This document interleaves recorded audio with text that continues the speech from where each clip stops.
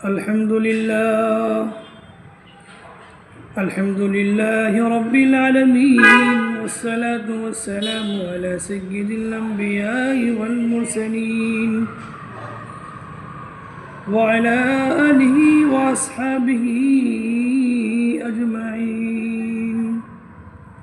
أما بعد، قال الله تبارك وتعالى: فأعوذ بالله من الشيطان الرجيم، بسم الله الرحمن الرحيم.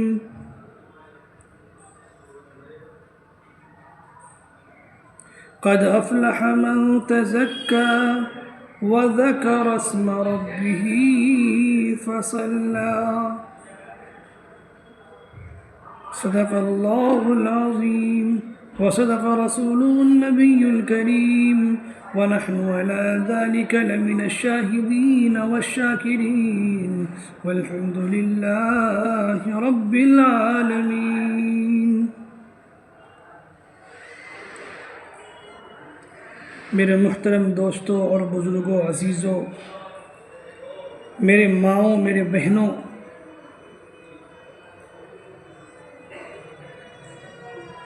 یہ ویڈیو بنانے کا میرا مقصد یہ ہے کہ نماز کی اہمیت اور نماز کی پابندی ہر مسلمان کے اوپر فرض ہے.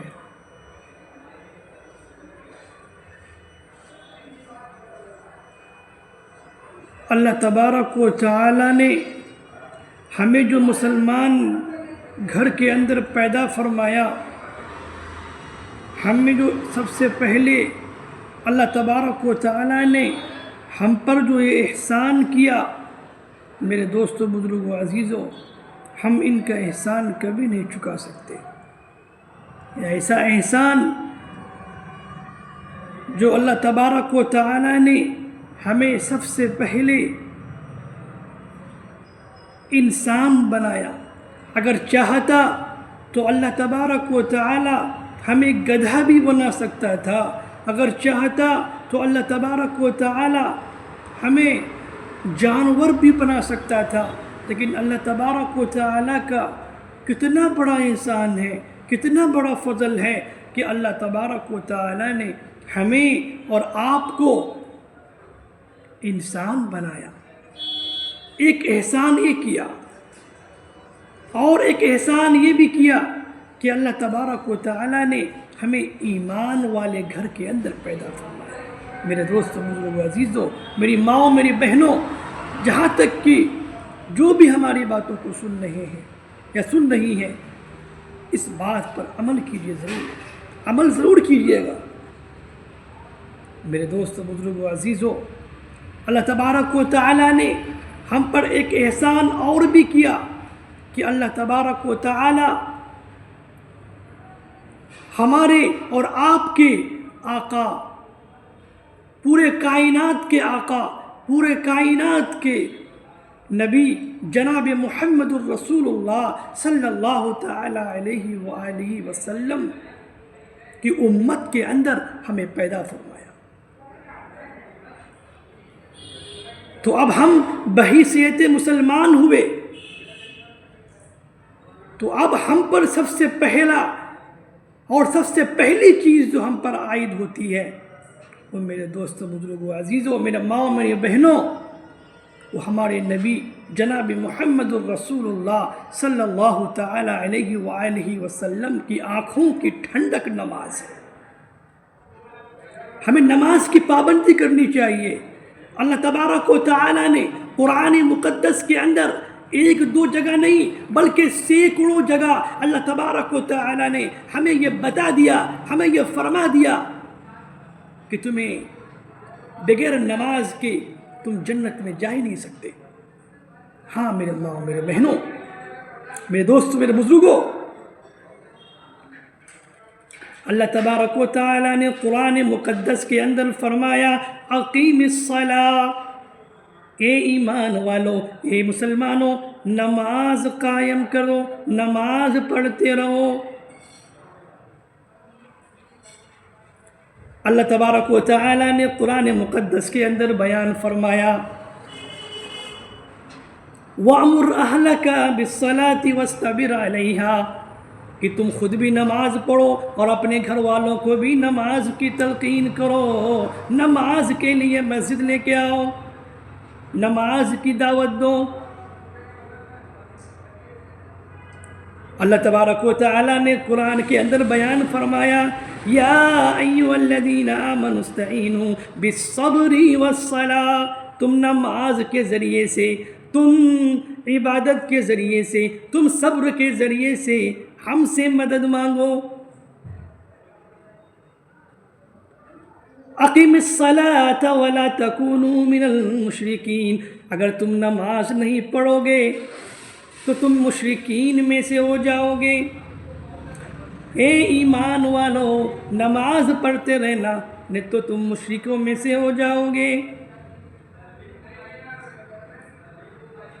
اللہ کے نبی جناب محمد رسول اللہ صلی اللہ تعالی علیہ وآلہ وسلم نے فرمایا احادیث مبارکہ کے اندر، من ترک الصلاۃ متعمدا فقد کفر، جو ایمان والا، جو مسلمان جان بوجھ کر نماز چھوڑے گا، وہ گویا کہ اس نے کافروں والا عمل کیا۔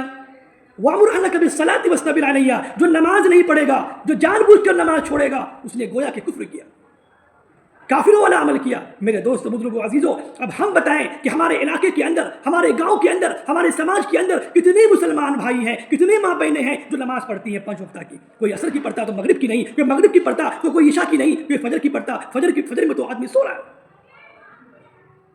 میرے دوست بزرگوں عزیزوں، خدا کی قسم اگر ہم نماز نہیں پڑھیں گے